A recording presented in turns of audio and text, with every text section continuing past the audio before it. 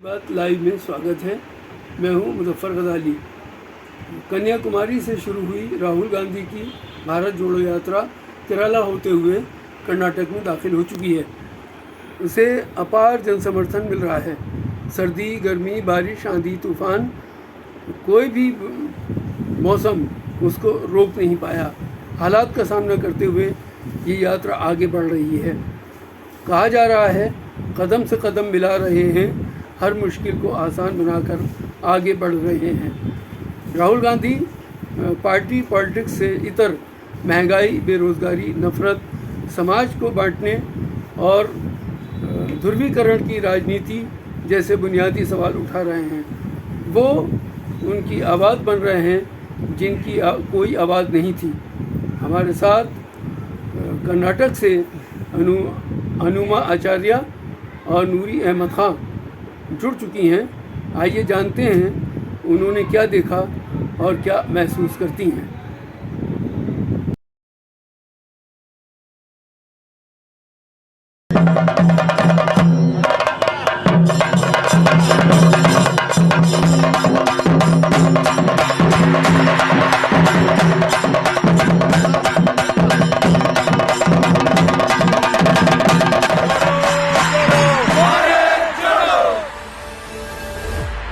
All Keralans are very happy to receive Rahul Gandhi to revive the nation, to make a change in the nation.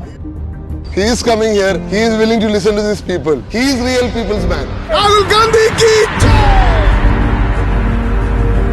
I feel genuine affection for the people of Kerala. No matter how much affection I give, I get more back.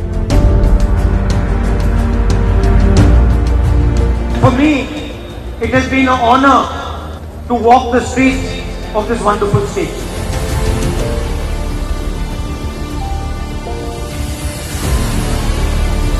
A divided and hate-filled Kerala or a divided and hate-filled India is not in our interest.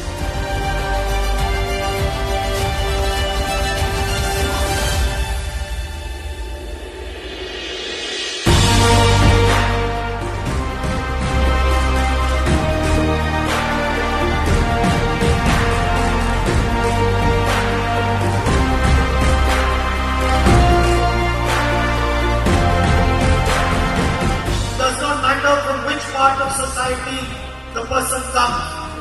If he spreads hatred, if he spreads violence, if he spreads anger, the Congress party will fight that person.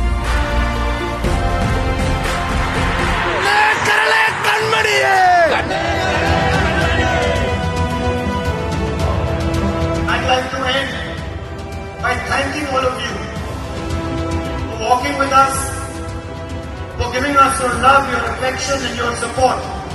We are permanently in debt. We can never repay this. Thank you.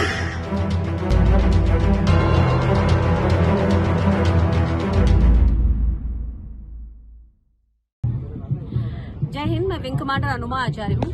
दूसरी बार भारत जोड़ो यात्रा के साथ जुड़ी हूँ कर्नाटक में। और यहाँ जैसे कि भारत जोड़ो यात्रा का उद्देश्य है, पहला उद्देश्य तो इसलिए था कि गरीबी और अमीरी के बीच में अंतर बढ़ गया है। दूसरी चीज, सांप्रदायिक सद्भाव में हमारे यहाँ चोट पहुंची है, हिंदू मुस्लिम बहुत ज्यादा होने लगा है। और तीसरी चीज, राजनीति का बहुत ज्यादा केंद्रीकरण हो गया। तो ये तीन चीजों को लेकर भारत जोड़ो यात्रा जिस तरह से चली, और अब तक जब कन्याकुमारी से चली, केरल से निकलते हुए, तमिलनाडु से निकलते हुए अब कर्नाटक में आई है, तो यहाँ लोग बढ़ते जा रहे हैं, जुड़ते जा रहे हैं। और मैंने जो देखा है, भारत यात्री, उनको देख के मुझे लगता था कि ये लोग क्या 1-2 दिन भी चल पाएंगे। शुरुआती दिनों में 5वें-6वें दिन से उनको छाले होना शुरू हुए, और उस सब के बावजूद भी वो चलते रहे। तो सोच कर देखिए कि 3600 किलोमीटर की यात्रा, जिनमें 7 दिन लगातार चलने के बाद एक दिन पड़ाव मिलता है, और उस पड़ाव के दिन वो अपने कपड़े धोना और इस तरह की चीजें करते हैं, और फिर वो उसी रूटीन पर निकल जाते हैं। तो 150 दिन तक निरंतर ये करते चले जाना एक तपस्या से कम नहीं है। हम अपनी जिंदगी में एक जैसा रूटीन नहीं कर सकते, और ये लोग तो निकल आए हैं सड़कों पर लोगों के सरोकारों के लिए, महंगाई के मुद्दों पर, बेरोजगारी के मुद्दों पर। हुआ ये करता था कि पहले लोग बाग इन सब चीजों पर बोल दिया करते थे। और आजकल लोगों को जो महंगाई से प्रभावित हैं, जो बेरोजगारी से परेशान हैं, उनके अंदर एक सन्नाटा है, वो बोल नहीं पाते। उन्हें लगता है कि अगर हमने कुछ बोला तो हमें जेल में डाल दिया जाएगा। तो भारत जोड़ो यात्रा से राहुल गांधी कन्याकुमारी से कश्मीर तक वो एक साहस लोगों के अंदर भरते हुए चल रहे हैं, जिसमें लोग ये समझें कि ये देश तो हमारा ही है, लोकतंत्र के जो अधिकारी हैं वो हम ही हैं, तो फिर हमें किससे डरना है। और अपने देश के लोगों को इस डर से बचाने के लिए डरो मत, जो गांधी ने कहा था वो राहुल गांधी कह रहे हैं। और ये यात्रा पूरे जोर शोर से और हजारों हजार को साथ लेते हुए आगे बढ़ रही है। मैं इस यात्रा में बार बार जुड़ती रहूंगी और जरूरत पड़ी तो आप तक भी पहुंचती रहूंगी।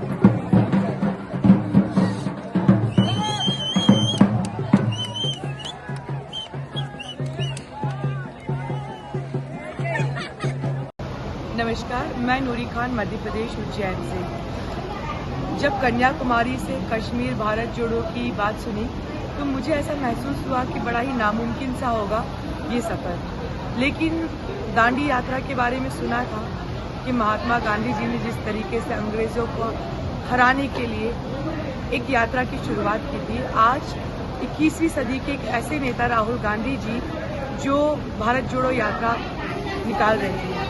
मैं एक भारत यात्री के रूप में उनके साथ शामिल हूँ, 117 साथियों के साथ। कन्याकुमारी से अब तक हम 600 किलोमीटर का सफ़र तय कर चुके हैं। हर सुबह हमारे लिए मुश्किल होता है कि आज दिन भर 25 से 28 किलोमीटर कैसे चलना है, लेकिन ये एक हौसला है इस देश को बदलने का, इस देश में जो नफरतें फैल गई हैं उन्हें ख़त्म करने का। और राहुल गांधी जी जो कर रहे हैं, मुझे लगता है वो ऐतिहासिक कदम है। घर में 2 छोटे बच्चे हैं, दोनों की 12th बोर्ड की एग्ज़ाम थी। ऐसे में बच्चों को छोड़कर इस लंबे सफ़र पर, यानी कि 150 दिन के सफ़र पर निकलना बड़ा ही मुश्किल था। रास्ते में धूप भी मिलती है, कभी बारिश भी होती है। तमाम तकलीफ़ों का सामना करते हुए हम राहुल गांधी जी के साथ कंधे से कंधा मिलाकर चल रहे हैं। विभिन्न संस्कृति, रंग और अलग अलग तरह के लोगों से मिल रहे हैं, लेकिन सबकी भावना एक ही है।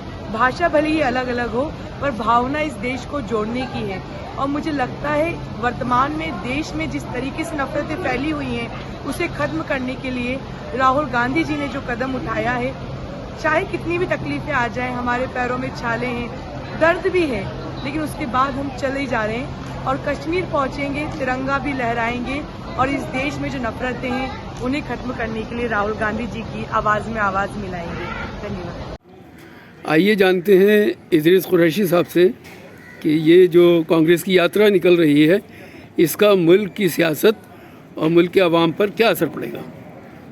देखिए, मैं यहाँ तक देख रहा हूँ राहुल गांधी की इस यात्रा को बहुत ज़बरदस्त रिस्पॉन्स मिल रहा है। आवाम में एक बेचैनी थी, आवाम के दिमाग में एक परेशानी थी जिसको कह नहीं पा रहे थे, और उसको एक आवाज़ देने की ज़रूरत थी जो राहुल गांधी ने की है। राहुल गांधी के साथ जो लोग दबे कुचले लोग थे, जो महंगाई से परेशान थे, जो बेरोज़गारी से परेशान थे, जो और दूसरी जिस तरह की माहौल में मुल्क में जो माहौल बनाया है उन्होंने, नफ़रत का माहौल बनाया है, उससे बहुत तंग है।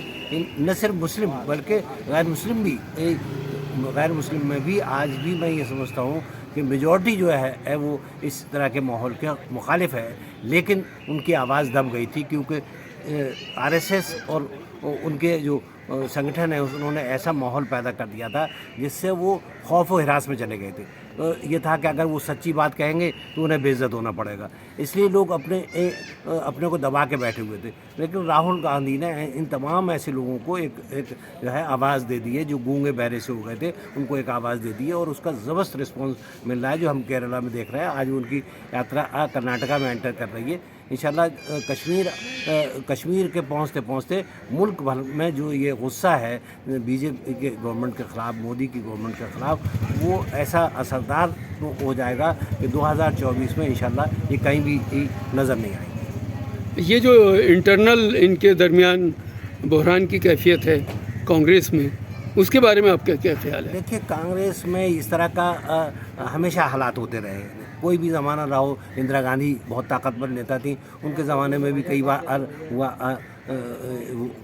एक प्रेसिडेंट दूसरे लड़ गए, इंदिरा जी नहीं चाहती थी, उन्हें लड़ा दिया। तो ये सब तो होता रहता है, समझा, हर पार्टी में होता रहता है, क्योंकि यहाँ डेमोक्रेसी है, डिक्टेटरशिप नहीं है। डेमोक्रेसी में ये सब चीज़ें चलती रहती हैं और अपने आप को मजबूत दिखाने के लिए दूसरे लोग जो है ये कोशिश करते रहते हैं, इसलिए इसको कोई बहुत अहमियत की चीज़ नहीं है। तो इसका कोई यात्रा पे कोई असर नहीं पड़ेगा? इंशाल्लाह यात्रा पे इससे कोई लेना देना नहीं है इसका। यात्रा एक अलग चीज़ है, एक अलग तरह का काम है।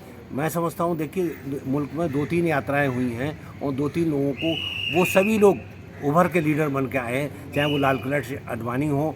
उनकी यात्रा हालांकि बेमकसद थी, मकसद उनका गलत था, लेकिन फिर भी वो उधर लीडर आए। चंद्रशेखर जी ने की थी, चंद्रशेखर जी की यात्रा के बाद वो एक मुल्क के बड़े लीडर हुए। राहुल गांधी भी इंशाल्लाह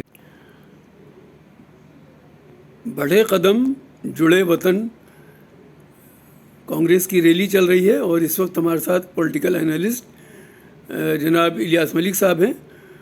जानते हैं उनसे इस यात्रा के बारे में उनका क्या ख्याल है। इलियास साहब, आप इस बारे में क्या कहेंगे कि जो यात्रा चल रही है ये कितनी कामयाब होगी या इसके क्या असरात मुरतब होंगे हिंदुस्तान पर? देखिए, यात्रा कामयाब कितनी होगी ये तो आने वाला वक्त बताएगा, लेकिन ये बात ज़रूर है कि यात्रा से राहुल गांधी की इमेज ज़रूर थोड़ी बेहतर हो रही है और मैं समझता हूँ बेहतर होगी। ये चूँकि काफ़ी लंबा प्रोग्राम है उनका और इसमें बहुत सारी स्टेट्स में वो जा रहे हैं और अभी तक जो ख़बरें आई हैं और जो मालूमात हुई हैं मीडिया के ज़रिए या सोशल मीडिया के ज़रिए, तो चूँकि वो साउथ में है तो साउथ में तो वैसे भी कई जगह कांग्रेस के लिए सॉफ्ट कॉर्नर है। सही सूरत हाल का अंदाज़ा होगा जब वो इस तरफ नॉर्थ में आएंगे कि क्या रिस्पांस मिलता है। लेकिन अगर आप इसको इस नज़रिए से देख रहे हैं कि भाई ये जो यात्रा चल रही है, इस यात्रा से कांग्रेस को क्या फ़ायदा होगा, कांग्रेस के फ़ायदे के बारे में अगर आप बात कर रहे हैं तो उसमें एक बात ये समझ लीजिए कि कांग्रेस को फ़ायदा इसका तभी होगा जब कांग्रेस का जो संगठन है वो उन जगहों पर लोगों को जोड़े जहाँ जहाँ से वो गुज़र रहे हैं। जिन स्टेट से वो जा रहे हैं वहाँ का संगठन, अगर वहाँ की कांग्रेस की ऑर्गेनाइजेशन अगर मजबूत होती है, वहाँ के लोग काम करते हैं और वो उन लोगों को, जो लोग जुड़ रहे हैं, उनको अगर वो अपने साथ लाने में कामयाब होते हैं, तब आप ये कह सकते हैं कि कांग्रेस को इसका फ़ायदा होगा। अदरवाइज़ राहुल गांधी को इसका फ़ायदा हो सकता है बहैसियत पार्टी लीडर के कि उनका कद और बड़ा हो जाए